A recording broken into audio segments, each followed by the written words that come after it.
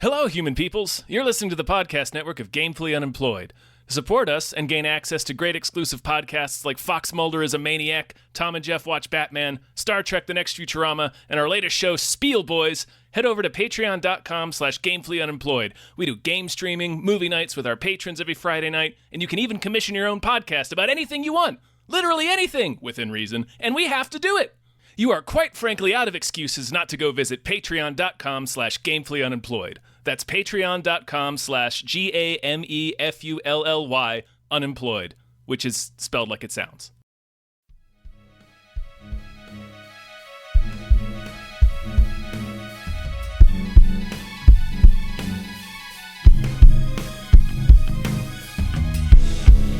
Hypecast mit Tom Reimann und David Bell.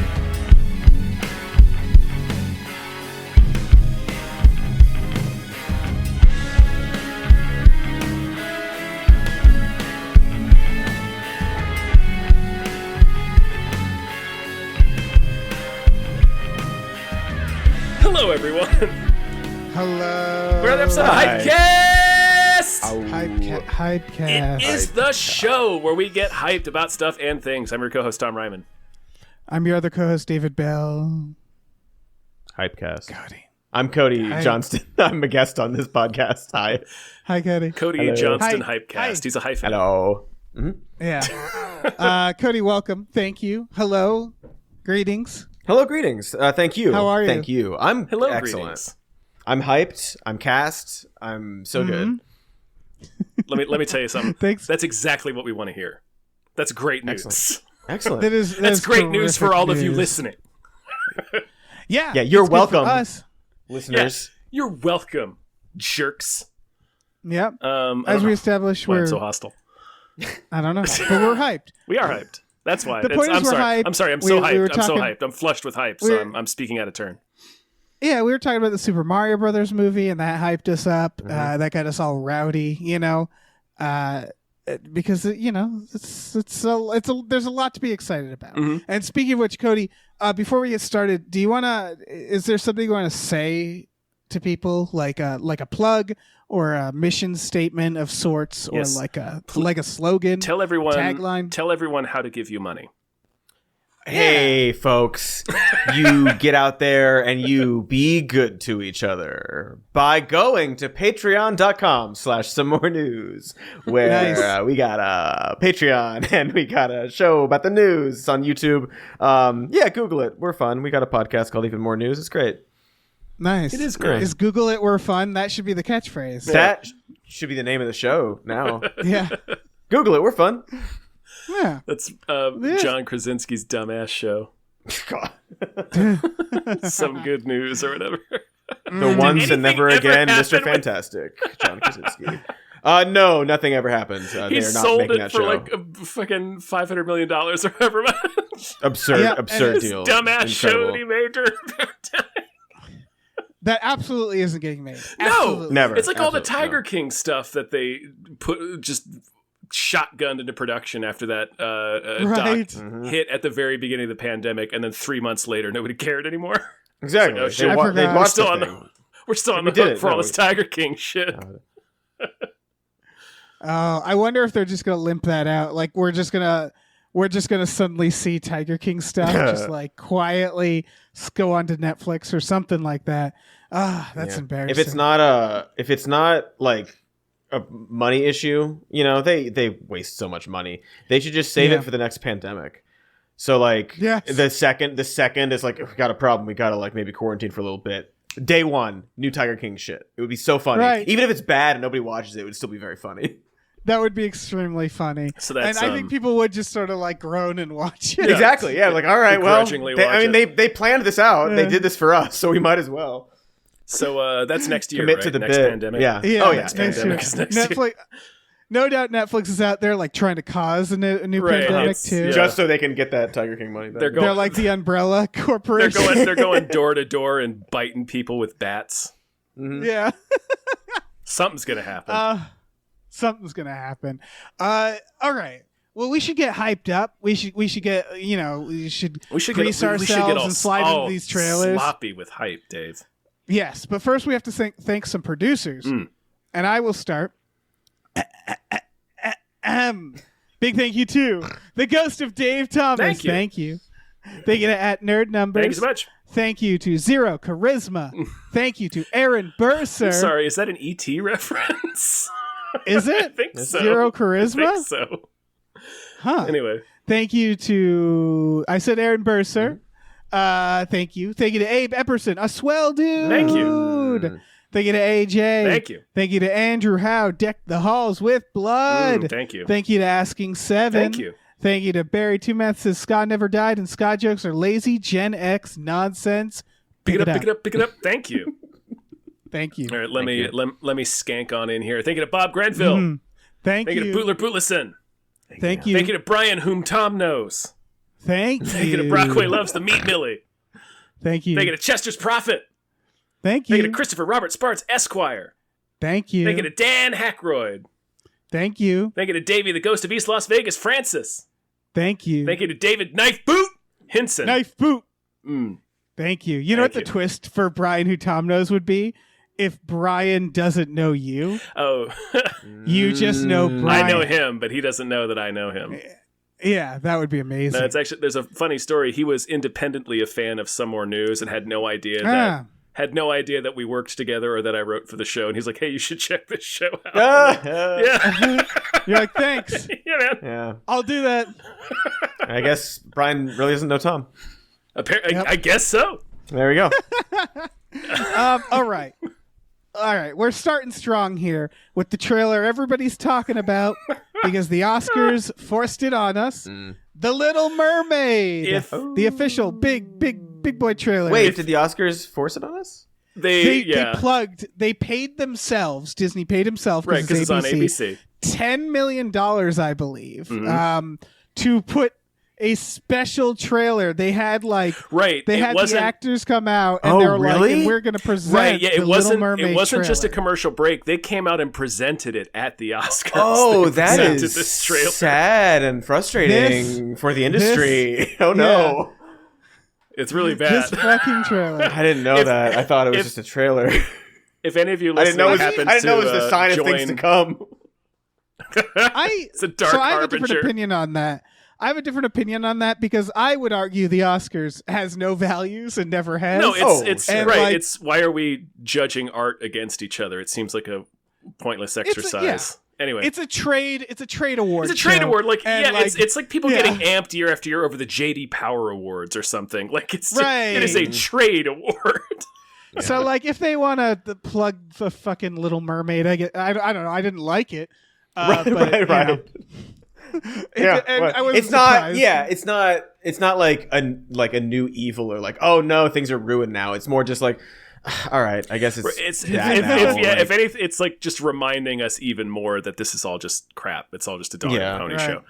But what I was saying is, if you happen to join our Oscars live stream and you're listening, you got to hear us react to this trailer in real time. Yep, react to live action Sebastian. That Just little a fucking little monster. crab. He's just a crab. He's just a little tiny crab. Like they didn't learn the lesson from The Lion King, where it's like you can't have a movie full of photorealistic animals that can't emote and have them be major It's so characters. funny.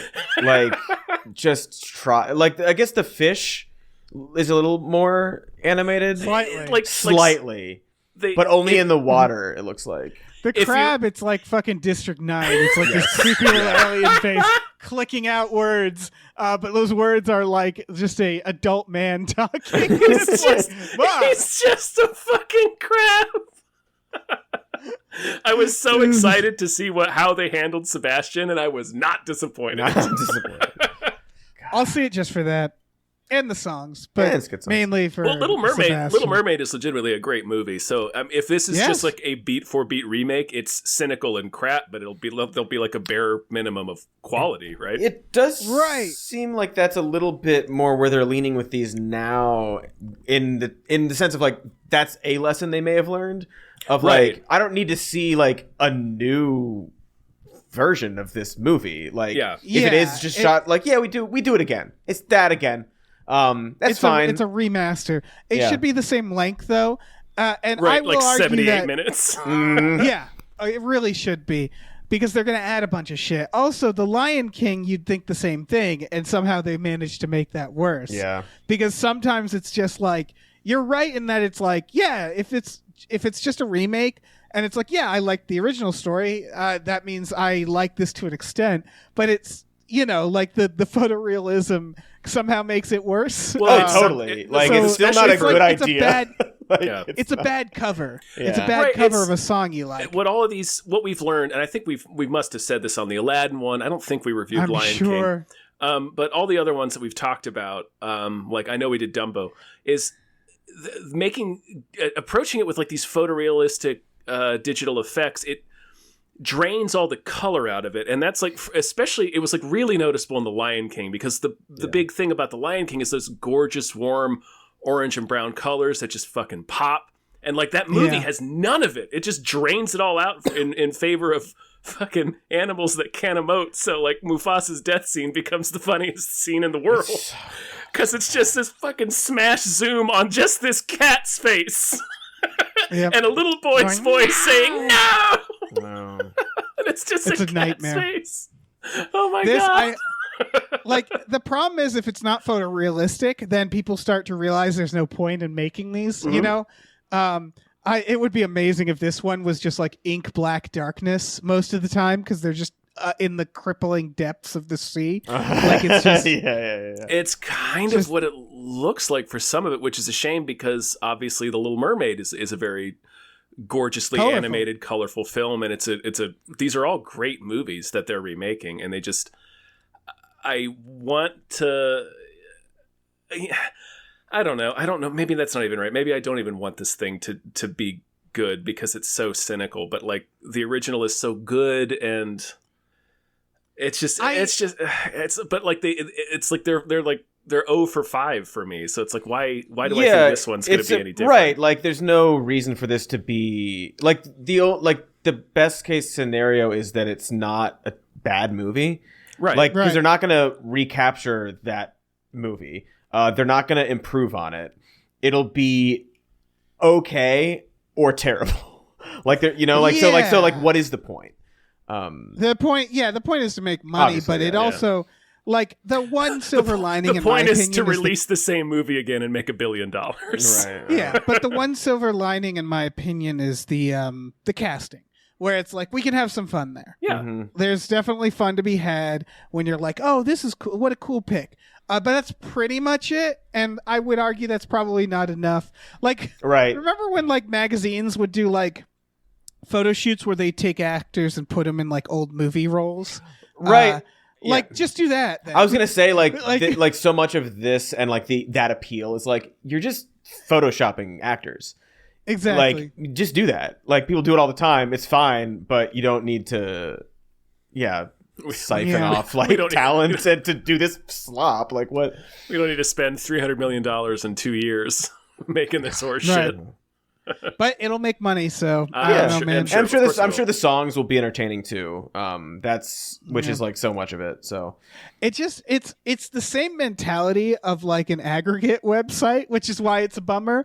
Where they're like, if we take this stuff and don't pay that much money, we'll make a profit. And it's like, yeah, you will, but like, maybe you shouldn't be doing that for movies. Right, yeah. That's a weird way to make movies. Community published this piece. Like, okay, well, so you take that. You didn't have to do any work. The movie's written. The script's written. Everything is written already. Yeah, it's like if they made a movie based off a Reddit thread, Yeah. Yeah. I don't know, man. Also, I don't know if this is still the case, but like for the previous ones, at least for like Lion King and like Aladdin, I know the original filmmakers and Beauty and the Beast did not get a cut of the profits of the new movie. Because again, they're trying to save, like, you son of a as bitch, much money as possible. All right, next trailer. Yeah, let's get into some exciting stuff with Chupa. This is about Christian Slater hunting a monster. This is such a funny little like blast from the past movie, right? It's like it feels E.T. like it was. Yeah, it's E.T. and it's like there's like some Free Willy stuff, just like a cute animal chased by government or like entity or some bad guy, and like family tries to save, and it's just a very like like late It's- 90s specific type of movie, and it feels like Yep. they like sat on this for a long time. Like, we'll do it now. Right. It almost like they're remaking Lilo and Stitch. It kind of gave me that vibe too. Definitely. But yeah, Chupa I is should very notice- Stitch-like. Yeah, that's true. Right. It's about a little chupacabra that kids find. Christian Slater is the villain. He's not the main character, but I really hope he's just wants to eat the monster, but I don't think that's the case. I gotta I track this assume thing he's like down some- so I can fry it up and eat it. I gotta fry Yeah, it was It's terrifying. Christian to suddenly Slater see in a him. cowboy hat. Yeah, Yeah. unexpected Christian Slater is the worst Christian Slater. Yeah. Yeah. Oh no! Watch He it. seems here! really out of place in this movie too. It's weird. Yeah. But that all said, I agree with you guys where it's like it's a throwback, and I would say one that I'm for, Sure. Like, yeah, why not? Yeah. Little Chupacabra. They've never made a little Chupacabra movie. Right, It's that's not why a- it feels like it was written 20 years ago, and they're like, "Oh, we can Yeah. finally make this. We can make a little chupacabra guy." I don't hate this. I'm Yeah. sure. No, I I'm- don't hate it either. Yeah. My main issue is that they called the movie Chupa, and there's this scene apparently in the movie where they're like, "It's a chupacabra," and they're like, "Well, let's call Right. it Chupa," and I'm like, "Fucking you lazy ass kids, what the fuck? Give it a name. Yeah. Yeah, no. Give it a Call name it and then name your Greg or movie that. It's something. fine. Yeah, Yeah. Yeah. Call him Ted. What's going on? yeah, Something, yeah. I don't know. Call him Ted, and then call the movie Ted, right? Right. And then do a second one and make Ted 2. Come on. Yeah, exactly. Put Mark Wahlberg in a And, cowboy hat. Yeah. Yeah, that is a good note. I mean, that's a note for these children, these fictional children, Yes. I guess. But yeah, this movie was, I guess, written by a non-child adult who could have changed that. Other than that, though, like it is, like my view is like, all right, well, this isn't for me, but if I have time to watch it, I'll watch it. Yeah, looks fine. Looks like a perfectly fun kids movie. Yeah. Yeah. Yeah. Very ET. Yeah. All right. Well, let's move to the next trailer. This is Beef. It's in all caps. All caps At least beef, the I trailer think, is yeah. Beef. Big beef. This is Changing Lanes. You guys remember Changing Lanes with Ben Affleck and Samuel Jackson? I do. But this is like the comedy version of it. This, yeah, which I would argue is the better version because this looks kind of dark still, but it's pointing out like I don't know if you guys know this, but Changing Lanes wasn't a very No, but I don't think it's... great movie. I don't think the idea was the flaw. It was just the execution, right? So I think this premise, which is just it's a road rage incident, that spirals into obsessive stalking and harassment and violence, and that's not a bad idea for thriller. It's it's obviously it's not a bad idea for comedy either, or a dark comedy, which is what this is. Yeah. I think this looks like it could be funny. I like the people in it, Ali Wong and Steven Yeun. Yes. Yeah. The Stephen Yeun people, I already saw people making "I think he should leave" comparisons because it starts with like, "You know how to drive," and Yeah. you're expecting Tim Robinson to stick his head out. I've never done. Yeah. Yeah, I have no idea what's happening, and I'm fucking scared. oh, that would have been amazing. But yeah, I gotta say this trailer is great, and so by extension, this movie looks great. Is it a movie or is it a show? I think it's a series. Yeah. Oh I fuck think it's a me, show, really? yeah. That makes Yeah. so much sense. Okay. Yeah, 10 episode series looks like. Yeah. This just looks fun, I guess. And it does feel like it's going to be pretty dark because they're just starting to sabotage each other, and it feels like the trailer is implying it just gets out of Yeah. hand. Right. I like that they're both maniacs. Yeah. Like there's not really a reasonable person in this. Right. Right. They're both two people who are having a tough time Yeah. who happen to cross paths at Yeah. the wrong time. And they basically take it out on each other, is Yeah. what it seems like.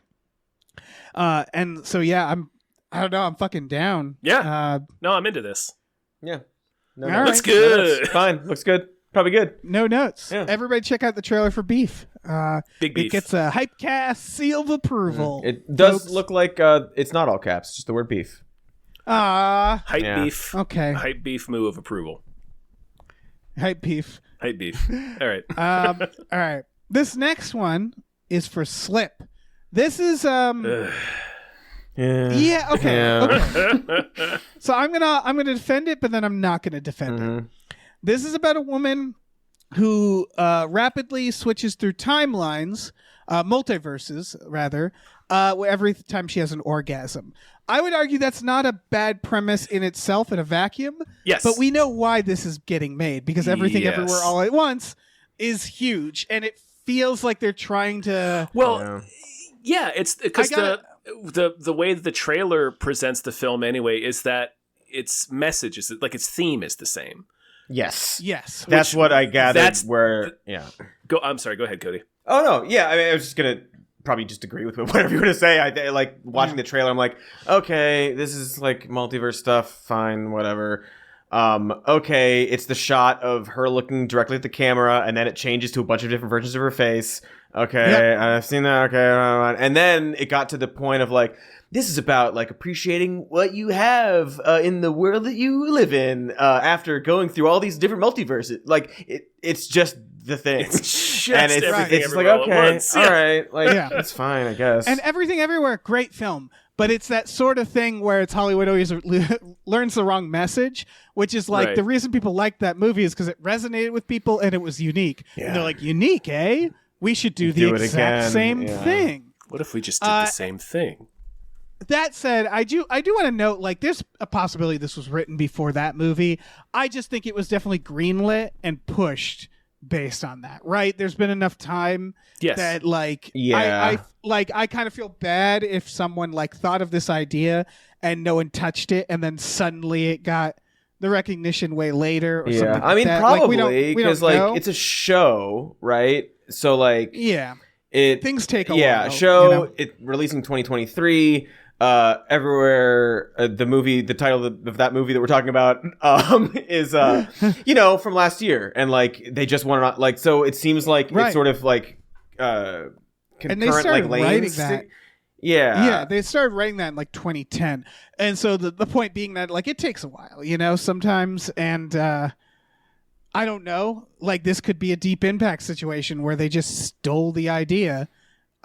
Or it could be some writer who poured their heart into it. They didn't have to film it. Like, they know what they're doing. They didn't have to film it. They didn't have to do the thing that Cody pointed out where it's just the exact same shot of Michelle Yeoh. No, they know what they're doing. I'm saying that, like, it might have come from a genuine place, and then the studio, I guess in this case, Roku, like, pushed it to they get their what little claws in, and they're like, well, what's hot right now is this Oscar-winning film. Have you...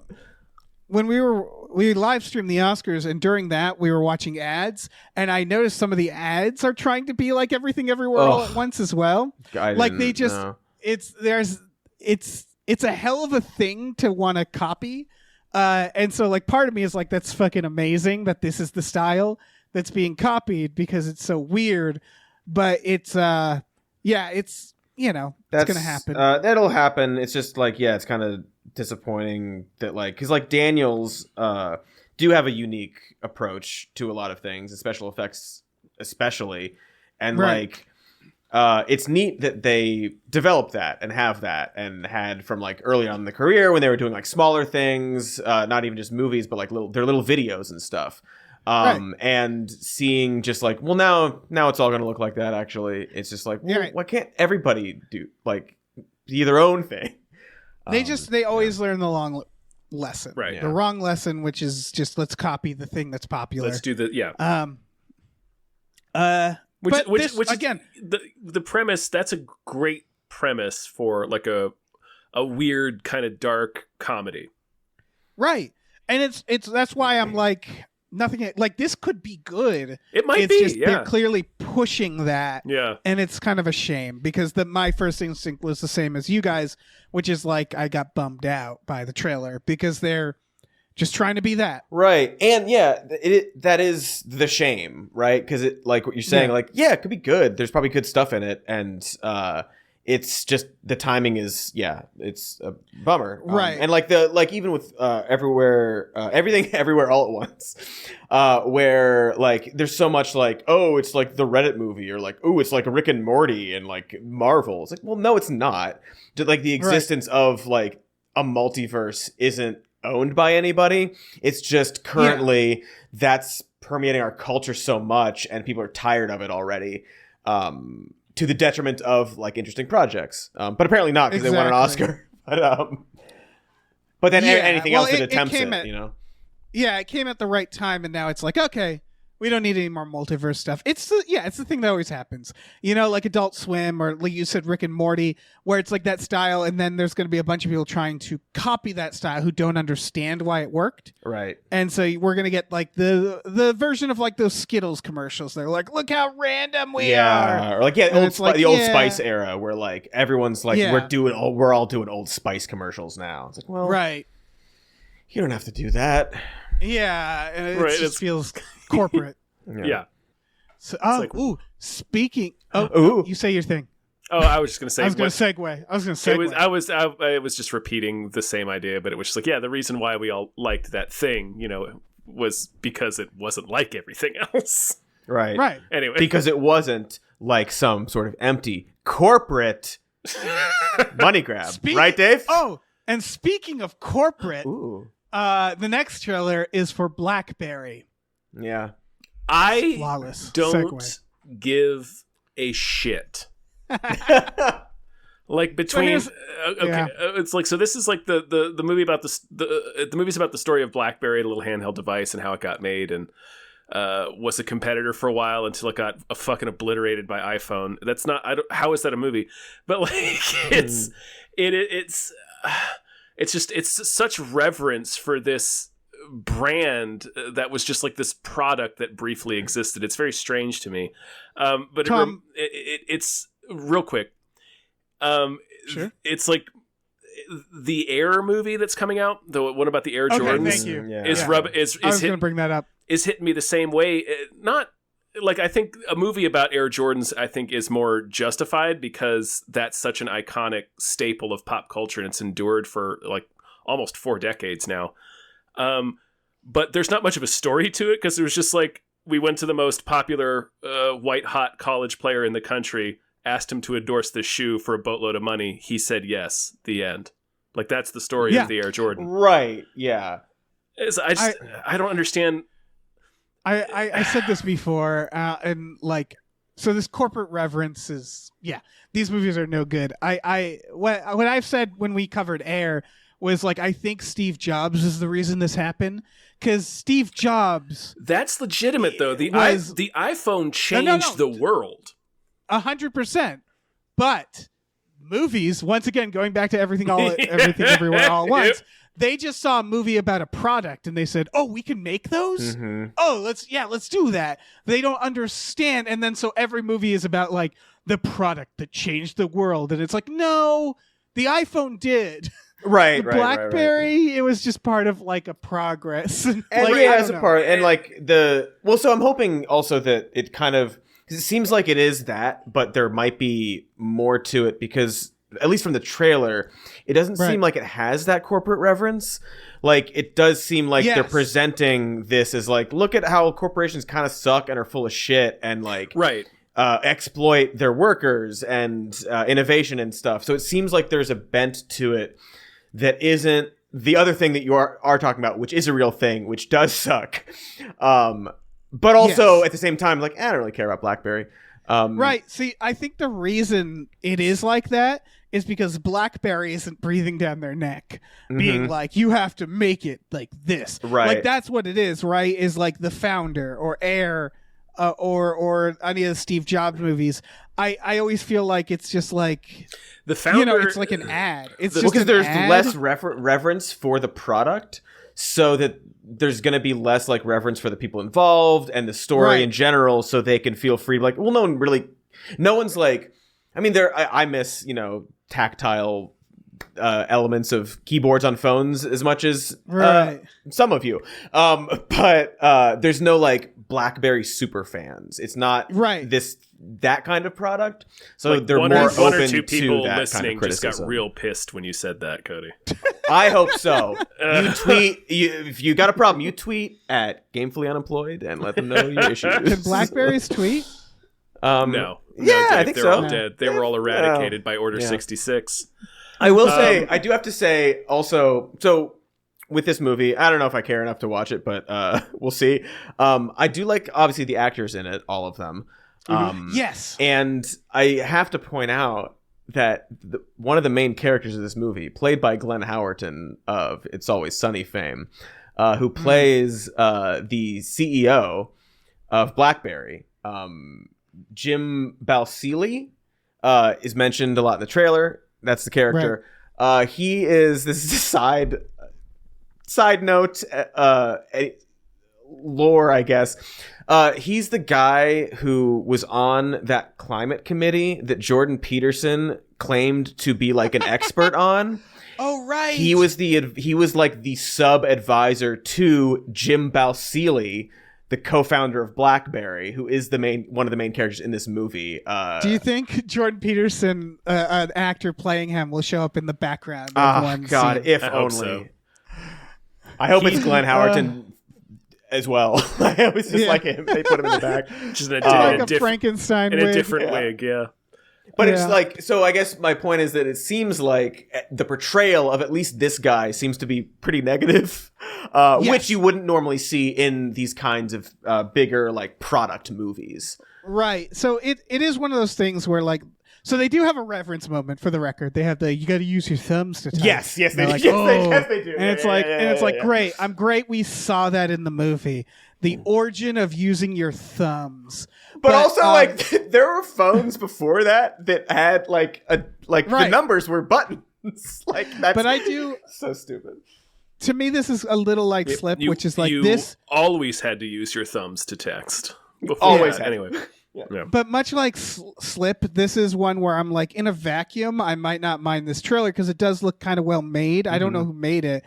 But it's the fact that it's part of a pattern. Yes. Where it's like, I am so fucking sick of this type of movie, you know? Like for me it's like, Fincher already did it. He made The Social Network and that was the only one we needed. Even the poster for this movie is like, seen that poster before for this kind of movie.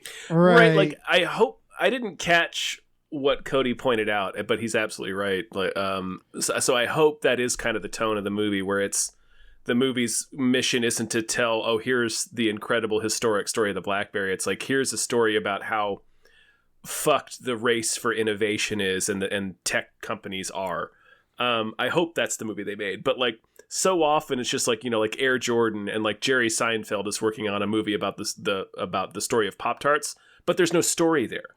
Like, if you read about out of here, Jerry, god damn. If you read the story of Pop-Tarts, it's just a product. Like, there's no story there. It's just like a product they made and it took off. Like, so it's like they're starting with, oh, we should make a movie about this big iconic brand because it's a big iconic brand. It's like, but there's not really an interesting story behind it. Who cares? We'll make a movie anyway. Yeah. Yeah, exactly that. Okay, yeah, so I just learned timing. That's it. Yeah. I just learned why I want to watch this movie. Lay it on So me. I just looked up who made it. So the actor is in it, Matt Johnston. He's also the writer and director. Mm-hmm. I need to watch this just because I have deep respect for what he did for his previous film, Operation Avalanche. Operation Avalanche is a found footage film about NASA faking the moon landing. It's like a fictional, it's a very clear fictional movie about CIA agents who go to NASA to pretend to be a documentary film crew to help fake the moon landing. I forget the details. The reason I bring it up is because the way he filmed that movie, an ultra indie movie, is they just told NASA that they were a student film crew and just went into NASA and shot the movie and just lied to NASA. Wow. That's how the movie got made. And then they CGI'd the shots to make it take place in the 60s. And that is like just a really bold fucking way to make a movie, is to just lie to NASA. And NASA just let them film there in their halls, and then they left and was like, thanks, NASA, you assholes. Wow. Like, that's incredibly bold. That is wild. Yeah. Assholes. Yeah. So like that alone, I'm like, all right, I like your spunk, kid. I like your moxie. Yeah, I dig that. I'm down with that. Sticking it to NASA, who has no reason for you to stick it to, but that's very right. funny Like, to me. yes, NASA's fine. It's not like I mean, it's not like the Nazi era of NASA. Like, they played it pretty fast and loose in the 80s and killed a couple people with their space shuttles, but it's been 20 years. Sure. Yeah. That's pretty fair. smooth sailing since then. It's been smooth since 2003-ish. Yeah. Right. That's funny. I didn't know that. I might have to check that totally movie out. forgot about that. Yeah, I need to watch that movie too. But yeah, it's like this movie just generally seems like that looks well made and maybe entertaining with like a not cookie cutter like point to it, but it's smack dab in the middle of like all this other stuff that's like it. But yeah. Again, it's flip. It's just like you're. It's an unfortunate time for this movie because I'm just not excited. You know what I am excited for? What's I that? think What's that? Dave? Mrs. Davis. Oh, Mrs. Davis. Hell yes. The Peacock film that yes, should have been called I'm into Nun v. this. Robot. Nun v. Robot, absolutely. Yeah. Yeah, I think I'm excited about it too. I love I'm how not sure what it is. I love how weird it is. It's a modern day movie about it's Betty Gilpin as a nun. She's been tasked with finding the Holy Grail, but also AI is involved. She's like trying to find the Holy Grail to stop like an AI. I think But it's also like maybe the Eagle Eye. AI is making her go after it. Yeah. So it's like this Did you guys whole see- Did you guys see Eagle Eye, where an AI makes Shia LaBeouf do tasks? Like it looks like that. No. I saw where, it, like, but I she's have like- no memory of it. Oh, okay. It seems like she's being forced to do it. Right. Or like just like it's like part of the AI's plan or something. It's very unclear, but it does seem interesting. And It really I'm a does. Damon Lindelof apologist, although I never finished Watchmen because I was kind of bored. So It's like bad. I'm interested. It to ends very see- badly. I heard that, yeah. So I'm interested. This is Lindelof? Yes, Lindelof. No. But for all I'm you still gonna watch Lindelof it. haters, I suggest you watch The Leftovers, which is an amazing show. He only wrote 2 of the episodes for this. Yeah. That's the it's a thing where it's like, director- it could be, I don't know, because he's got some issues, but also I love Lost and Leftovers, and maybe it's good. Yeah, I'm looking up the people attached, and it's all people who've worked on a lot of like sci-fi shows, like Right. Twilight Zone, or like what did this person work on? Fucking Black Mirror. Black Mirror, yeah. So it's. Yeah. I mean, yeah, it's worth. I It don't looks- know. it I'm looks- curious. This It's is definitely trailers. like very interesting and unique, and like Right, I am curious, yeah. The thing that's appealing to me the most is that it's funny. Like it's clearly supposed to be funny. Yeah. It's Yes. not taking itself very seriously, which is a lot different from what Lindelof normally does, which is so self-serious. Yes. Right. And as we're saying, very with dire everything- stuff in all of his work. Yeah. So I love Yeah. that this is weird and sort of embracing its weirdness and just being like, hey, this is a silly ass show. And I like Betty Gilpin. Right. So yeah, I think It's this looks what we're fun. This looks like saying fun. with Everything Everywhere, where it's like, don't make that again, but you can make something unique. Yes, And exactly. that's what this is. Yeah. Yeah, be weird, be unique, be like, do something. Just don't do something someone else already did. Yeah, exactly. All right. We're nearing the end of our trailers. We got 2 more. The next one is Satan Wants You. This is a documentary about the Satanic Panic. Yeah. It's very clearly reflecting today's and what's going on now. It's being made as a cautionary tale. It seems like it's been getting good reviews. There's already like Right. it's at like South by Southwest or something. It's specifically about the book Michelle Remembers. Right. Which is, I mean, you guys have several of you have probably listened to I think it was Behind the Bastards episode, or maybe it was a hot dog episode, or maybe I know Jason has done a few episodes talking about this specifically and how it was like the Satanic Panic was largely invented by this quack psychotherapist who kind of encouraged kids to believe that they had these memories, and then he had this adult woman who claimed that she was part of all of these satanic cults and rituals as a child, of which there's never been a shred of evidence. You know, they claim if all of their claims are correct, it's like thousands of children were sacrificed. Yeah, there would be. That's the shred kind of thing evidence, people yeah. notice. You know? Right. It's when kids it's a disappear. very good example. It's a very good example of getting bogged down in a debate where you need to like stop and go, wait, this is all based on a lie. Mhm. Like, you know, like you need like, and it's that where it's like this became a whole fucking thing. It became a Tom Hanks movie, and it all started from bullshit. And Right. yeah, it's worth pointing out. Yeah, that like obviously every layer is bullshit and like used in all these nefarious ways, but at its base, at the very core of it, it started with bullshit too. Right. It's not even like, oh yeah, something happened and then it was like ballooned into this other. No, it's always this. Right. What I like about this trailer is that I looked it up later because this trailer doesn't completely tell you we're going to say it's bullshit. They kind of tease it a little. And the reason I think that's okay is because this trailer might attract people who go, ooh, see, it was real. It's trying to get the people who believe this shit. Exactly. And that's because the reviews are like, yeah, it definitely is debunking it. But it's good to make a trailer to be like, yes, everybody, come on in. Come watch this. We investigate the... Yeah. Exactly. I mean, they're not even pretending either. It's not even a lie to say we're investigating it. It's like, we investigated it, and it's horseshit. And it's horseshit. Yeah.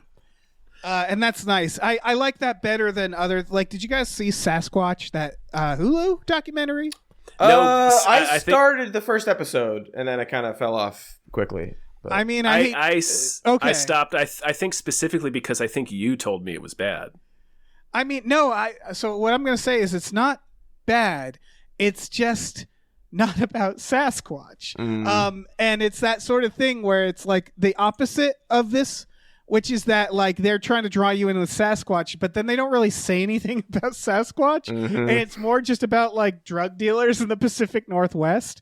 And so it's sort of, it's not a bad documentary, but the trailers are like, ooh, we're gonna show you Sasquatch. We're gonna sass some Squatch. And it seemed like, and again, I only watched the first one, but it seemed like it was like, oh, it's about these guys and like their story and this thing that happened, this situation. And they happen to like talk about Bigfoot sometimes.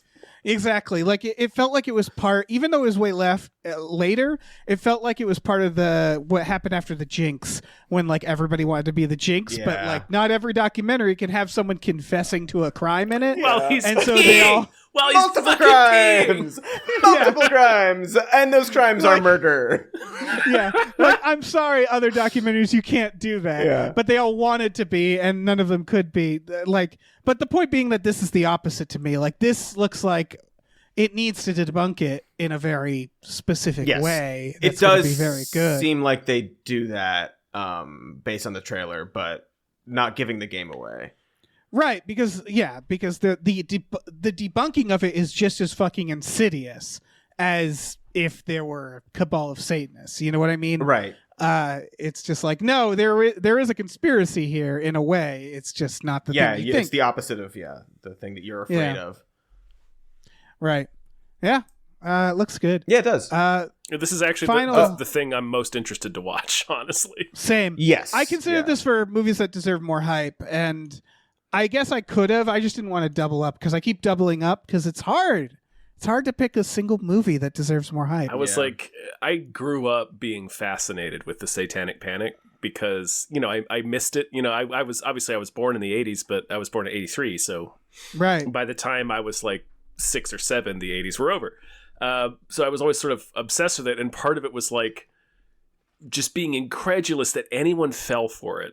It's like, really? People really thought like Dungeons and Dragons was satanic. People really thought that like kids were getting killed by Satanists by the gross, and just like nobody noticed. And nobody noticed, But so it's taken on a new life now. Later as I'm older, because people do believe the shit. They never stopped believing in it. If anything, it's that thing where it's like, that was pre-internet where people could believe stuff like that, right? Today, we have so much access to information, we'd never believe such a thing, right? Yeah, am I right about you're that? right about it. This is like wild stuff that only people in the past would let influence their political agenda and their daily lives. And it turns out lies. Specifically fear-mongering lies get way more engagement. So, what are you going to do? A powerful tool. Lies are a powerful tool. Interesting. What theory are you going to do? Not make as much money? On a related note, this podcast protects people from demons, I've been told. Yes. Oh, that's true. If you listen to it, but only if you listen to it. And if you get your other friends to listen to it. Yes, that's true. Yeah, Right, you gotta it's pass it along. Important aspect. Yeah, It's a like the reverse ring. Exactly. Yeah. Yeah, we stuff the child back in the TV. Exactly. That's what we did. Hell yeah, with a We go, "No, with a get back." plunger, like a Tom and Jerry cartoon. Go on, get. All right, final trailer: Ninja versus Shark. Yes, obviously. Yeah. Okay. Yeah. Again, this is another one of those like movies from 20 years ago. Yeah, And it's like, all right, I guess we're doing this. It looks well made and fun in a way. It's not my thing. So, like, the theme of today is like the Everything Everywhere movies that we have a lot of. This is it's the campy Kung Fury Grindhouse. Like, it's leaning into that. For what that is, I think this looks like one of the better versions of Yes. that, in my Right. opinion. The thing that gave me hope. I mean, we don't really need to explain it, but it is about a ninja fighting a shark. Yes. There's also zombies in it, apparently. Yeah, there's zombies. There's the thing that gave me hope is all of the obviously Gore. all the gore, the practical Yeah. gore. So it's like, oh, okay, Yeah. they're really going for it. It's like Ichi the Killer style gore and Yes. dismemberment. So I'm like, okay, I- like, Yeah, I talked with Brockway about this during Cocaine Bear, which is like, what's the difference between a Sharknado and a good version? the gore. And one of the big differences is gore. Yeah. Mhm. Is that, you know, if they don't have gore, then they're like, we want like 12-year-olds to watch this and think it's funny because it's stupid. This one, it's like they're going hard on the genre and the Right. gore, where it's like that tends to be the better ones that do that. Yeah, because it also indicates, I think, like more care and attention. Like it indicates to you that like they're not intentionally making slop. They're intentionally making this like very specific thing. That might not be your cup of tea, but like it is like a unique like view. It's like there's a viewpoint and an approach, and like there's filmmakers behind it. Whereas like you're Right. saying, like with Sharknado, it's like, yeah, some coked up guy was like Sharknado, and then a bunch of other ones were like, yeah, and then they threw a bunch of CGI at it and Yeah. called it a day, instead of like, ooh, it'd be cool. Like there's clearly care with this movie. For sure. And so, yeah, it's I think it's out of Japan too. And it's I don't know. Yeah. The trailer is very fun. The trailer reminded me of the Thanksgiving trailer or Thanksgiving trailer from Oh, Grindhouse. yeah. Just the the way Eli Roth one. Right, yeah, the way the narrator sounds. Just like how Mm. dramatic and serious the narrator is about what's happening on Right. screen. Yeah. This is a good trailer for this type of movie for sure. So, I don't know. I'd probably watch this if it, you know, I don't know when it's coming out, but I think it's pretty soon. Yeah, I'd watch it for sure. I'm not clamoring for it. There are, Yeah, I think, exactly. other movies on this list that I would clamor for slightly more. Yeah. But it's not Clam like, more. yeah. Mm. More clams. More clams, more I love crabs. clams. Yes. With their tiny little crab faces, fucking singing "Kiss the Girl" like a photorealistic crab. Yeah, singing they're "Kiss dead. the They're Girl." dead faced songs. God. Absurd. I don't know if you guys have seen a crab's face. They're hideous. They look like monsters. No, yeah, they're not cute. Not cute No. little. Not well. Some could be cute, I guess. I don't know, but not little the- scuttlebugs. Not this one. Yeah. All right. We got some more producers to thank, so let's do that. Yeah, let's do that. Big thank you to Deborah is awesome, Barbara is great, and Cancer can go to hell. Thank you. Thank you to Dracula, the bus driving vampire. Lit. Thank you to Driftless wrote Mabel's name in the Witch's Book of Blood. Thank you. Thank you to E.T. the Extravagant Terresticle. Thank you. to Evil Ed 209. Thank you. Thank you to Exploding Runes. Thank you so much. Thank you to Funky J Mostly Comes Out at Night. Mostly. Thank you. Thank you to Glitterous, CFO of Michael Shannon's Chocolate Factory. Thank you. Thank you. Thank you to Heathcliff's Helping Handfuls. Thank you so much. Thank you. All right, let me cruise on in here. Thank you to Ombre Says Mabel, Step on Me. Thank you. Thank you to ImpossibleWorlds.net, the new quarterly anthology featuring works from creators like Michael Swaim. Jesus Christ. Thank you. Thank you to James Cameron's Prolapse Locomotive. Thank you. Thank you to Chris Shanovich. Thank you. They get a Look Mom on a podcast. Thank you. They get a Mackenzie fuck shuffling with Willem Dafoe's confusingly large dick. Chill. Thank you. They get a Mercurial Oz. Thank you. They get a Mike the Lurker. Thank you. Thank you to No One Can Hear You Scream in Space McNulty. Thank you. All right. A lot of people, technically, we're just asking for a name. But I guess No, people have fun with we it. didn't specify. Yeah, I know. We didn't specify human name. So it all scans. Let's talk about the Oscars. Yeah, let's do that. Stars, we're out. Yeah, Man, the biggest night in Hollywood.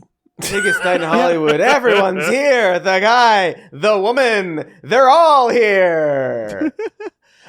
we live streamed. So Ki Hoi Kwan won for Everything Everywhere. He did. Michelle Yeoh won for Best Actress for Everything Everywhere. Jamie Lee Curtis won for Everything Everywhere. Guillermo del Toro and Pinocchio won. Of course, Everything Everywhere also won Best Picture. And Best The Director. Daniels won Best Director. They also won Best Screenplay, Best Editing. They basically swept Brendan Fraser. Fraser won Best Actor for The Whale. It was. My take on this is I was both happy and sad.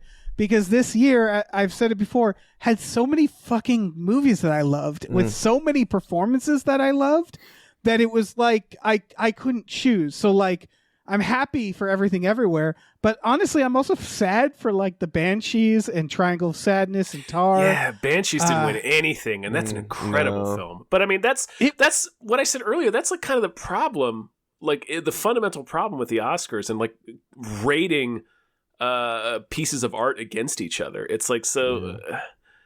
Yeah, I mean, it's one thing when it's like La La Land versus Moonlight. Sure. But it's this when I'm just like, this one I'm like, fuck, man. Right. Like, There were so many, if you watch the live stream, like we kept saying this, there were so many categories where it's just like, man, any one of these could win and I would be totally happy with it. Yeah. Like, yeah. These were all great. Yeah.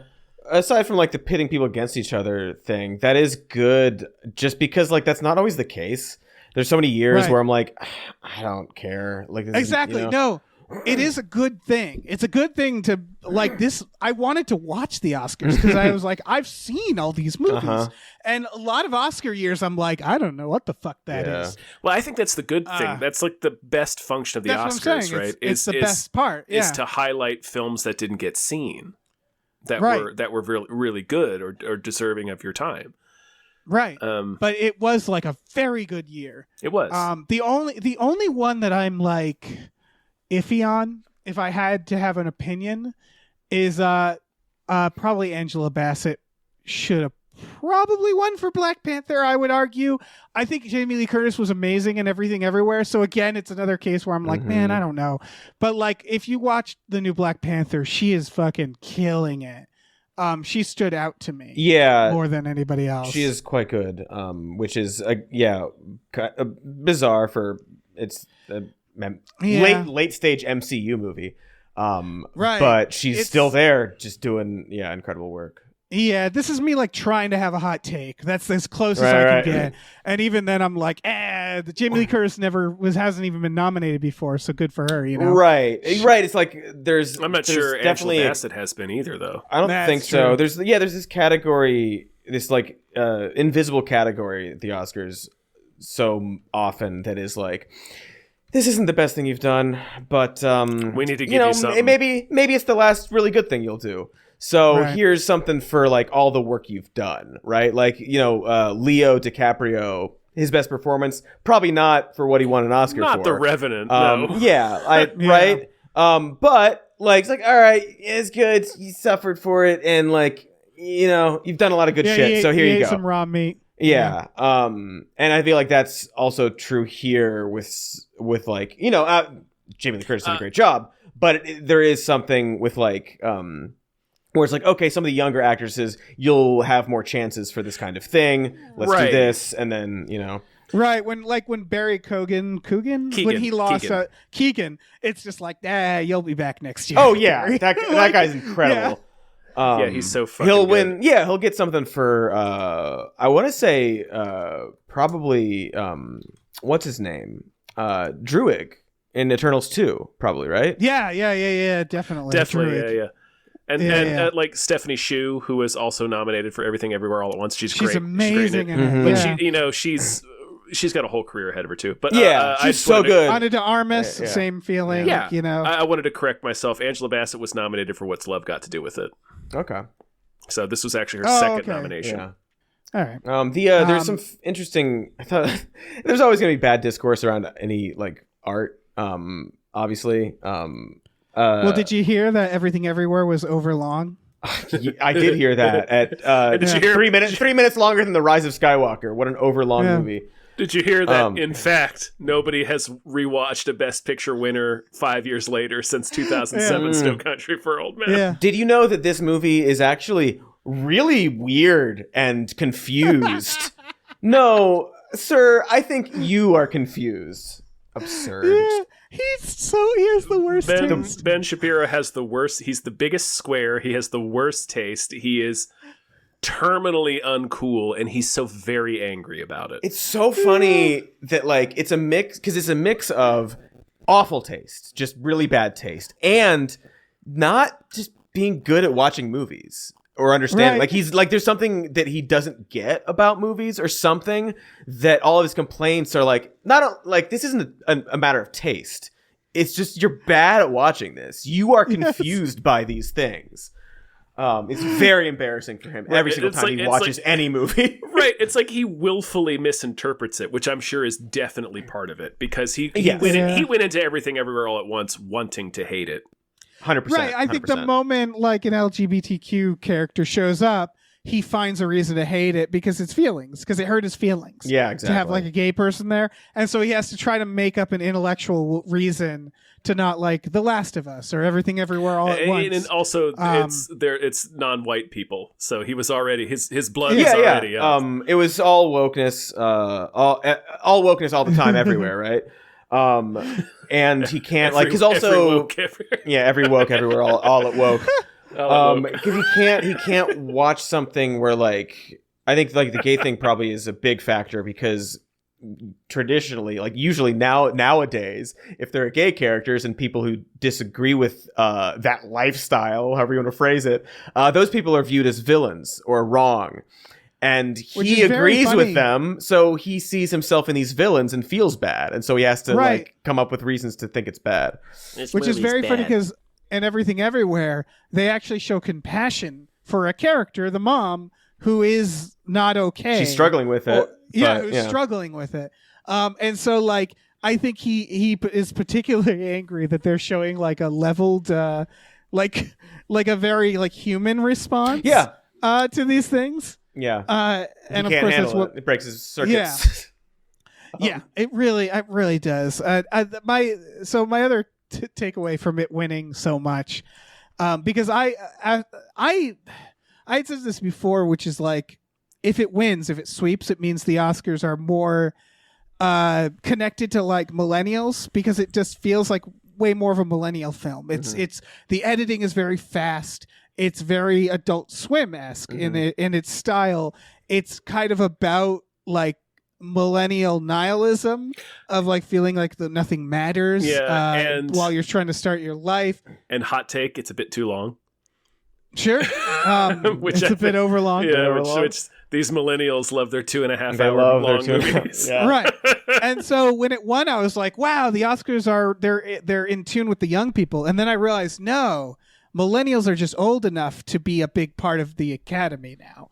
So like the realization isn't that the Oscars has gotten younger. It's just that I've gotten older. Yeah, exactly. Yeah. And now like it's the same thing where I fucking heard Lick Tigra play in the Rite Aid I was in, where I was like, oh, that's cool. Someone's cool at the Rite Aid. And then I realized, no, this song is 20 years old, Dave. Right. I was talking about this the other day. There's this sort of like threshold where like you start watching commercials and you slowly realize like I'm the key demo for everything right now, and they are talking to me. They want me to buy a car, and then like slowly you're like, "This is stupid. What are you doing? Oh, I'm not that person anymore. You don't care. You don't care about me buying anything." So they're speaking to a different generation, and it's just that like that slow realization, like, "Oh, okay, It's almost better where I'm like, oh, I'm not being pandered to anymore. You're pandering to other people now. That's fine. Right, exactly. But yeah, so the point being that it's like it's nice. It's nice to see a movie this fucking weird win, because is this the weirdest movie to win Best Picture? To win Best Picture, probably, right? I mean, it's hard to quantify that, right. but water.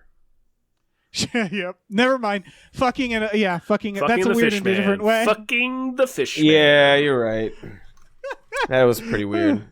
These Oh, freaks yeah. at the Academy. That's right. Any other thoughts on the Academy Awards? I don't know, good job. I did think it was the discourse thing. I thought it was funny. I actually didn't want to talk about that 12-year-old who has his opinions about movies online. But I thought it was interesting. Lights, camera, Jackson. Yeah.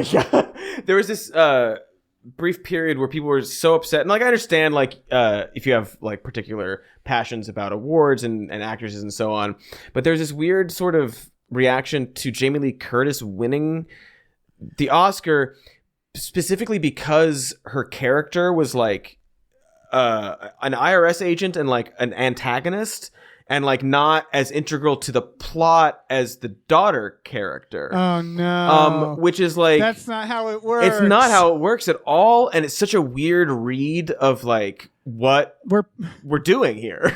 Right, were people mad that Heath Ledger won for playing a villain? Right. Like what the fuck there's media literacy on the internet is a fucking disaster. It's getting bad. worse Ben every Shapiro year. represents It's so a lot bad. of But that's just the internet. That's honestly, totally, yeah. That's why it's like it's whatever. As vast as the internet seems, it's not everyone.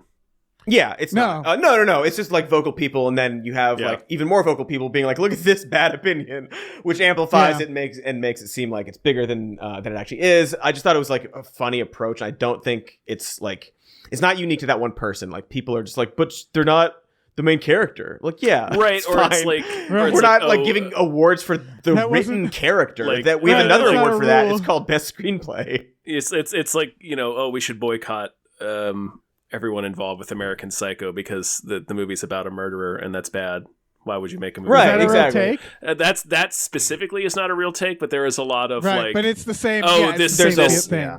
this book has a character that's a murderer, or this movie has a character that is like a rapist or something, so therefore the movie is bad. It's like, well, There's a Right. It's weird. It's the thing that goes both ways. That's the extreme version of when people like dress up like the Joker and admire the Joker, where it's like, nah, you don't understand what the Joker is. Like it's the opposite version of that, right? Where it's like, I hate the movie because it is about a bad person. Right. Or- Like well, I it's recognize that they're bad, but the movie doesn't. It's Well, it's- no, it's- you recognize they're bad because the movie does. Right. Right. It's less that, and it's more that it's the confusion of it doesn't. But having that character doesn't mean that they endorse what that character's doing. Yeah, Right, and like and sometimes that's true. Where like an author's like feelings will come out in characters in ways that like aren't that like you recognize. Oh yeah, like this character is this, like if there are things where like behavior comes out like later on or whatever it is. But like if you have a story, you need antagonists, and you can't make all the antagonists cuddly. I mean, you can, but like the existence of something in art isn't an implicit like promotion of that. Right. Yeah. And people seem to think it is. What I will say is I do believe this has been around before the internet too. It's just more vocal because the one that always sticks out for me was, I remember during Terminator 3, that movie got heat because people complain that Arnold Schwarzenegger beats up a woman in it. And there's literally like Arnold Schwarzenegger in an interview being like, she's a robot, you guys. Yeah. She's a super powerful I'm fighting robot. a superpower robot. Like, she's played by a woman. But why can't she, like, she's a fucking robot. It's a movie about robots fighting. It's okay, guys. That's right. Yeah. Also, she fucks him up bad throughout that movie. Yeah, no. It's funny for them to say he beats her up because he absolutely she doesn't. dismembers him. Yeah, she rips him apart. Yeah. All right, let's move on. Yeah. We have a couple more stories. We don't have to dwell on them. James Gunn, I was almost called James Bunn. He'll direct the next Superman film, and to which I say, cool. I already thought that he was. I thought that was already announced That was weeks the ago. assumption. We knew he was. Everyone knew he Yeah. was writing it, so I think everyone just assumed he was going to direct just a it. writing. Okay, Right. There yeah, was good a- for him. It'll be good probably. He found out that it's Right. going to be released on his dad's birthday, which is nice. That's nice. And think like it's- unintentionally. Okay, go ahead. Oh, I was just gonna say this went hand in hand with like a story about Ben Affleck says he'll never direct a movie under James Gunn. If you, like they made it like this real like volatile quote, and if you click on it, it's basically him saying like, "I like James Gunn. I don't want to do any DC things though." Yeah, and it's like he's yeah, done with DC. Right. Yeah, that's basically like That's so funny because I read like a different publication gave a better headline, I guess. Whereas it was about how like, yeah, Ben Affleck had a bad time kind of like in the DC verse. It was like about like the company and the corporate approach to it and that aspect of it. It seems not like I fucking hate James Gunn. I'm never going to do this shit. Right. It seemed like he liked the Zack Snyder version, which good for him. Sure. And then working on that Justice League, it just fell apart in such a horrible way. And then they brought in Joss Whedon, which he didn't seem to like. Mm-hmm. And then I saw in a lot of interview, he's just like, you're just on this green screen wearing like a rubber suit and you're sweating and it's just awful. Like I think just the work, the actual physical work was bad. So it's just I get it. Yeah, and probably like again like the approach, like I mean Justice League is a good example, but like it's not the only one of just like I prefer to be an actor in movies where I know what's going to happen from when I agree to do it, and I can read the script and go, we're going to film that script, and I can prepare for it instead of like all the reshoots and just like all the shit that goes into these movies to It's make so, them like, a mess. corporate. It's like, well, I mean, you know, you can have your opinion on Ben Affleck and his talent and whatever in this Air movie, but he's still like an actor and an artist and probably doesn't want to do that anymore because it sounds unpleasant. Yeah, it sounds like it sucks. Yeah, it sounds like it really fucking awful. sucks. I mean, And they've always said it was awful. Insert the the John Hamm Mad Men meme. That's what the money is for. The money's But, like, for, exactly. After a while, it's like Ben Affleck is a gazillionaire, so it's like he has money. I don't need the Oscars. money. He's Oscar, multiple Oscars, right? Yeah. Yeah. So you get to a point where it's like, I don't need the money, and this sucks. Yeah. I'll I'll do a Capital One commercial if I need some extra cash. Thank you. I think that's why most crypto with Matt Damon. Exactly. It's an awful because I remember researching this even back when the phase 1 that like the actors were like getting drunk on like the press tours because they were miserable because it is like you're in this shitty suit. It's corporate, so everything keeps changing in the movie making. You can't really feel like connected to the story because it's constantly changing and it's just, it's a commercial. And then you have to do like a half a year, sometimes more, of also press tours where you're asked the same questions over and over again. Whereas if you're doing like an indie film, it's just like it's so much. Yeah, like it sounds awful. Yeah. It really does. And again, like the story can change and like complete set pieces change after the fact. It's just like, who would want to? Right. But that said, I'm curious about this James Gunn Superman. I'm that sounds like it's gonna be fucking weird. Here's my blazing hot take. I'm not sure about it. I don't know don't know that James Gunn's the right guy for Superman. His sense of humor is so much weirder than what Superman should be. Right. And also, it's sort of the same as Zack Snyder doing a Superman. Where it's like, I don't know if that style works. Right. He's never made anything that aligns with what Superman is, too. Like, I think James Gunn. Right. I don't know. Like, he has a great worldview about found family. Like that's obviously a theme that's very important to him because he does it a lot. Yeah. So I think.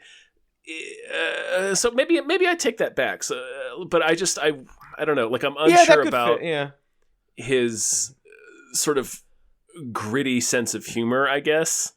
Yeah, but the found family aspects of it, I think, would work really well with Superman, and I imagine that's probably what spoke to him about it. I think he could do like a little bit of a nerf down Guardians of the Galaxy style humor. But it's tough because my favorite version of Superman is the Christopher Reeves, which means that currently my favorite modern Superman was made by a sex criminal and featured a sex criminal in it. And it's not a movie I watch. But like, wait, what? It's Superman Returns. Oh. Yeah. That I think is even that's your favorite like overall Superman movie? Modern Oh, Superman modern. movie. Okay. And the reason it is because they're just doing Christopher Reeve again, but with CGI. And so, like, that's all to say that, like, that's all. I mean, I'm not the biggest Superman fan, so also, James Gunn, if you're listening, you don't have to listen to me. Yes, I kind of love Superman. So see, I think he can be really well done and fun Yes. and interesting. Yes. And I think there's something about, and we'll see, because I'm even like trying to refresh like a lot of Gunn's like older work before he became like I'm comic book man. Right. And it still is that like kind of tone, but I do think he also clearly has like, or at least performatively has like a reverence for the source material and wants to do something really good with the whole slate. So I would hope that he would know to tone that stuff down. I mean, he might not, and it might not work at all, but I don't know. Yeah. I hope that his reverence for the source material and the fact that he's like, yeah, I'm doing like a Superman movie, it might make him do that kind of thing. He's DC daddy now, so he probably has a feeling of like, yeah, I have to make this correctly. I can't just have fun as a director. So this is all to say that like I feel like what we've all said is pretty valid, and it's just I'm just so fucking curious. Yeah, it's like maybe so, maybe not, and either way, it'll be interesting. Did you guys see Super? The James Gunn film Super with Rainn Wilson? I need to. I really need to. You really need to. There's a scene in it where Rainn Wilson is in line for a movie, and a guy cuts in front of him, and he gets fucking furious about it. So he leaves and puts on his superhero costume. I forget what his like red crimson. I forget what his superhero crime fighter name is, but he goes and puts his costume on and gets back in line, and it's like, hey, you cut in line. And the guy's like, what the fuck are you? Like, get out of my face. And he hits him in the head with a wrench. And what happens is what would happen in real life if you hit somebody in the head with a wrench. Like, it becomes very, very serious. And like, you see kind of Rainn Wilson go through the motion of, this, like, I did something fucking horrible. This is bad. This is real bad. Oh shit.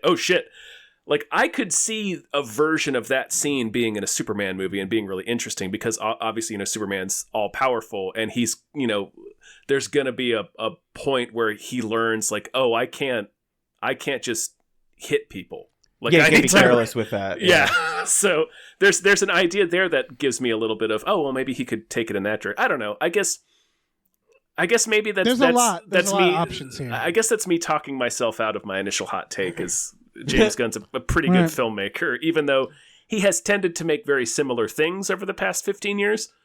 But he's pretty good. He's pretty good. So exactly. Here's the thing. We've talked about this before. Comedy encompasses like everything. So that's why if you've done comedy, you can easily do like horror drama usually, like Jordan Peele, etc. So like James Gunn has come from that perspective. So it's like, it feels like it'd be easier for him to do like an emotional story because he already kind of does. He just his stories are just often weirder. Right, he couches it in a lot of other things, but that emotional right, the actual like the bedrock setting, the characters demand that tone because it's so bizarre. Yeah. Whereas, Superman is so straightforward and simple. That might dictate. Yeah.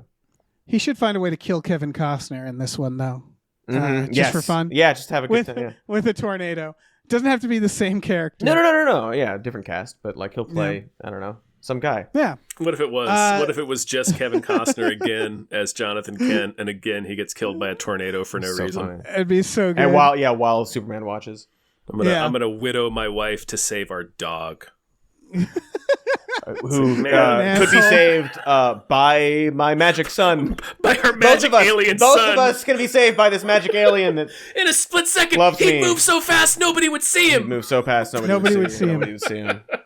Nobody would see him. Guillermo del Toro is casting his Frankenstein movie. I didn't know he was making one. He is, yeah. The cast, in no particular order, he's looking at Oscar Isaac, Andrew Garfield, Mia Goth. I'm going to call it Mia Goth as the monster. Hell yeah. Do it. Yeah, that's what I want. I would love that. Either as the monster or Dr. Frankenstein, but what I have heard... I assume Oscar Isaac is the monster. Nope. Andrew Garfield? What I have heard is Andrew Garfield is the monster and Oscar Isaac is Dr. Frankenstein. I love it. That is so weird. It's so fucking weird, right? And that might be incorrect. Like, take that with a grain of salt, but that is what I've heard. Because it's not, take it with I no assume salt. we all looked at that and said, I know who's the monster. It's that beefy Oscar Isaac fellow. He's just got monster face. Nope, no offense to Oscar Isaac. It's that gangly ghoul, Andrew Garfield. So funny. Why? What? I love it. It's great. No, I love it for him. He clearly loves playing weirdos. So. Yeah. Yeah. Oh yeah. Yeah, he's very good. I would love that for him. Yeah. Yeah. He seems like he just has fun making movies. Yeah. And generally, I just am enjoying Mia Goth and how she's just become man. She's just horror queen. Did you guys? She's just. Did you guys see Pearl? What's that? Did you guys see Pearl? Not yet, but I did see Infinity Pool, and she is I haven't seen Infinity Pool yet, but she is incredible in Pearl. Yeah, I just love that it feels like Mia Goth is like. So the Academy doesn't want to nominate anybody for horror? Well, I'm going to keep fucking giving these phenomenal performances. Yeah, her I dare you to Pearl keep doing is incredible. Like she's so good in it. Anyway, yeah, she's great in Infinity Pool. I need to watch that cool. shit. Yeah, fuck me up, Brandon Cronenberg. This movie will be awesome no matter the combination of those three actors. Honestly, but that version would be incredible too. You think when Guillermo del Toro sees Tim Burton in public, they both hiss at each other and run? I don't know. Like I don't know if cats. Tim Burton has like the energy to do that anymore. I feel like every movie, like the past like 15 years, I'm like, you are a tired man. Tim Burton is very old. He is. Yeah. Just but like even just like creatively, he's such a tired guy. Whereas like Del Toro's like, I still got it. Yeah, he's in the let's just do it all in a green screen phase, which I feel like a lot of older directors are just like, you know what? Fuck That's it. not what I can still work. I mean, from what I've heard, like I've read some stuff about Wednesday and some other stuff. He still he still sits down and like draws out the shots he wants for that day. Like he'll get out there and like he's still very, very meticulous and particular about the way the shots look. That's fair. In his defense, he always has been a little old. He's got that Gen X tired energy. Yeah. Like there was that old Disney documentary, I forget which one, where they're in the animation studio and they're like, oh, that's Tim over there. And it's Tim Burton in his cubby, like a little ghoul. Oh man, what is the name of it? It's great. It talks about how fucking stupid Jeffrey Katzenberg was when he was running the studio. Man, I need to look that documentary up, but I do remember that one. It's a great documentary. Yeah. That's funny. Well, should we think some more producers? Yeah, let's do it. Okay. Thank you to Norm from Cheers. Thank you, Norm. Thank you, Norm. Thank you to Pete Forpagel. Pete Forpagel, thank you. Thank you to Numenal Ultra Microscopic Silico Volcano Coniosis Anti-Disestablishmentarianism Jones. Thank you. Thank you. Thank you to Rev MD. Thank you. Thank you to Ricky Cilantro. Thank you. Thank you to Rosemary's Baby from Eraserhead. Thank you. Thank you to Screaming Horse Pyramid. Thank you so much. Thank you to Snapper Card Punches God in the Dick. Sure does. Thank you to Sorry Cop, the world's most laughable centrist. Thank you. Thank you to Steven. Thank you. Thank you to the conveniently placed self-destruct button on the top of every baby's head. So convenient. Okay, let me jump in here. Thank you to the Midnight Patron with patrons at midnight. Thank you. Yeah, baby, yeah. Thank you to the Oatmeal Savage. Thank you. Thank you to the To Be Terror Bunny says, watch Dead Heat. Thank you. Thank you to these 7 Bs. Thank you. Thank you to Tiger Drawers Pratt Thompson. Raindrops keep falling on my head. Thank you. Thank you to Tip Drizzle. Yes. Thank you to Tux. Tux. Thank you to Vincent. Thank you. Thank you to Why Don't You Take a Flying Fuck at the Moon. Woo! Thank you. Thank you to Your Mom. Thank you. Thank you to Zzz, because Pie Guy liked being last. He Thank does. you. That documentary is called Waking Sleeping Beauty. Yeah, that's the one. Yep. Great documentary. It's about the Disney Renaissance. Call it Waking Beauty. What the fuck? Yeah. I already know what it's a pun about. Get the fuck out of here, Disney. It was overlong. Dave. Overlong. Yeah. I'm sorry. His favorite film director is Christopher Nolan. That dude's movies are 3 hours long. Yeah. What are you talking about? He was What's also- overlong? He was He also praised the crowing. Zack Snyder cut. He was crowing about the 4-hour Zack Snyder Justice League. Get the God! fuck out of Over here. long Get bad. out of here. Overlong. Fucking idiot. All right. Man. Sorry. That movie was better than the original Justice League. Okay. Dave. Yes. Dave, cut the Yes. shit. Yes. Take the shit, slap it down on the table, get a pair of scissors, and cut the shit in half. All right. Slicing the Slice shit. that shit in twain, and All right. tell me if you Okay. have a movie that deserves more hype. You know, I do. What luck? I really do. I really super duper do. Listen. Mhm. Listen here. Mhm. This is a movie called Monolith. I love it. I'm I love it already. Yeah, I'm going to bring up another movie to better explain what I believe this movie is. If you have seen the movie Pontypool, you might know that is a zombie movie, all from a radio station. You never actually see zombies, you just hear about them. Cool. Similarly, this is an alien movie about a podcaster who is like, she's not doing great. Like, people, I don't know, people don't like, she's like a true crime podcaster. She's like scammy, and she is in her apartment or at her parents' house or something, and she's researching a podcast on aliens, specifically a like black brick, a monolith, if you will, that someone claims to have found that has like weird alien text on it that like affects people in a weird way. And then, of course, one shows up in the mail for her. She's also starts getting calls of people who also had a monolith. And it all takes place with a single actor in a single location. And the trailer is really solid. Yeah. This is playing at South by Southwest right now. XYZ Films have picked up the distribution for North America. We could probably expect to see this about mid-2023, I'd say. What do you guys think? Looks cool. The trailer is very effective. Yeah. And I don't know. It's interesting. I like sci-fi stuff and things that try to make things a little more interesting, a little more unique, or think outside of the box. Obviously, if you're doing sci-fi, it can balloon the budget and get pretty expensive. So the idea of being able to do some sort of like suspenseful action, like there seems to be like action and like a lot of tension throughout the whole movie, with just one person in a room is good for them for apparently accomplishing that. I think it's going to operate a lot like one of those like missing or searching, where like I think she's going to watch a lot of videos that are like creepy. Yeah. And so A lot of there's phone just gonna calls be and stuff too. Yeah, and a lot of creepy audio and a lot of like just vibes. And I think the monolith is probably going to like fuck with your mind or something. So there's just a lot there.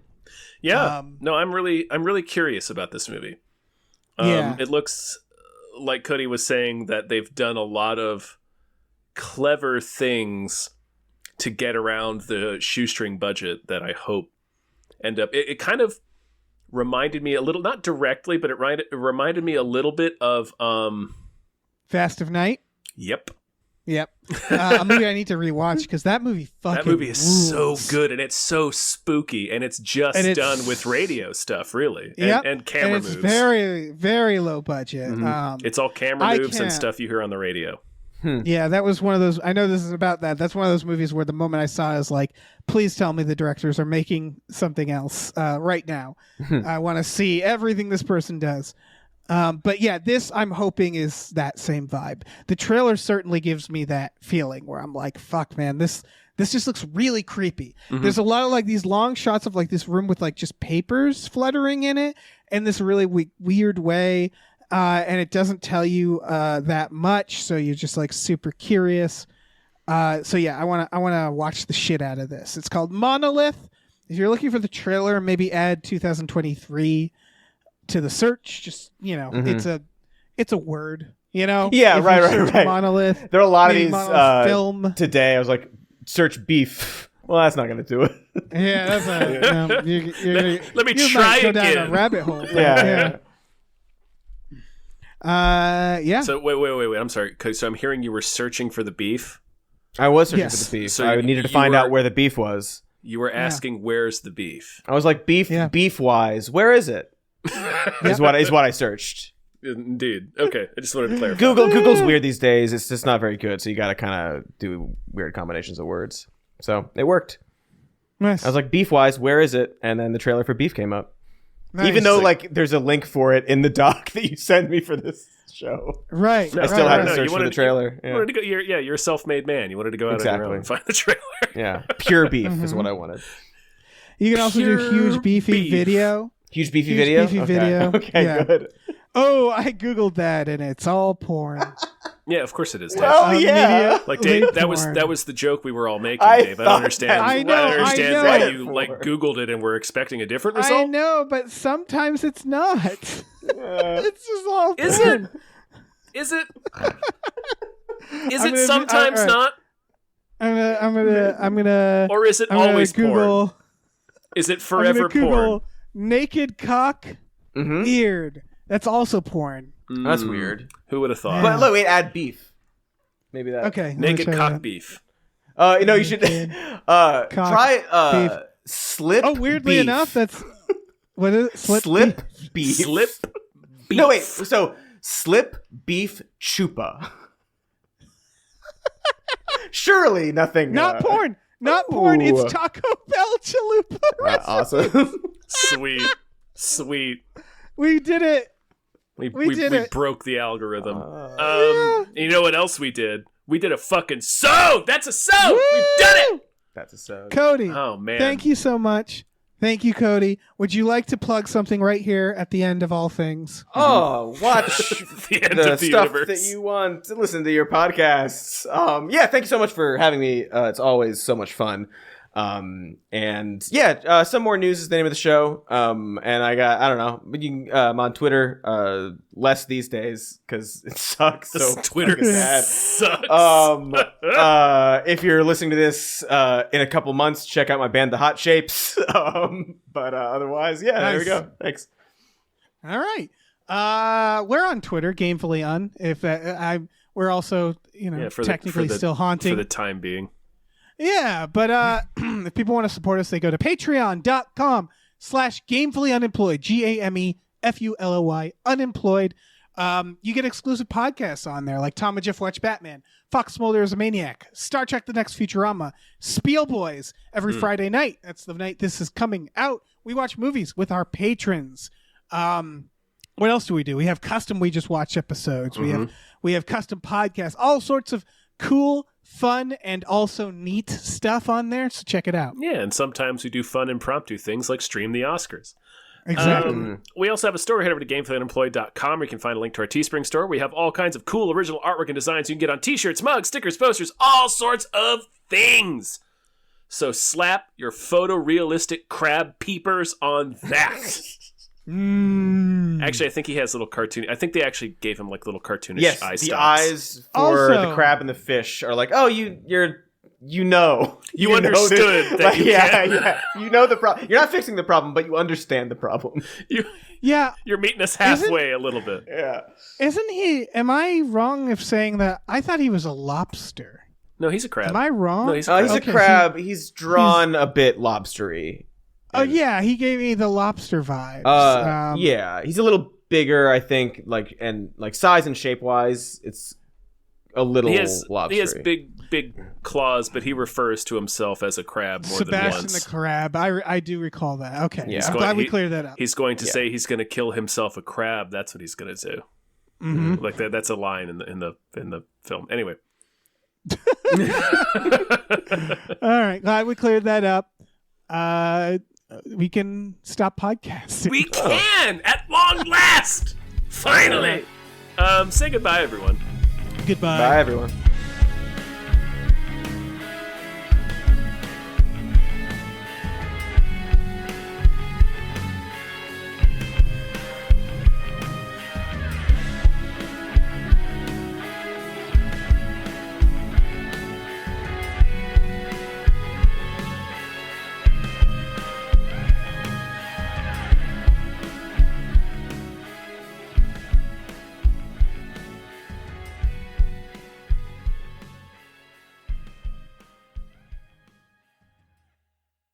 Our music is produced by Chris Corlew.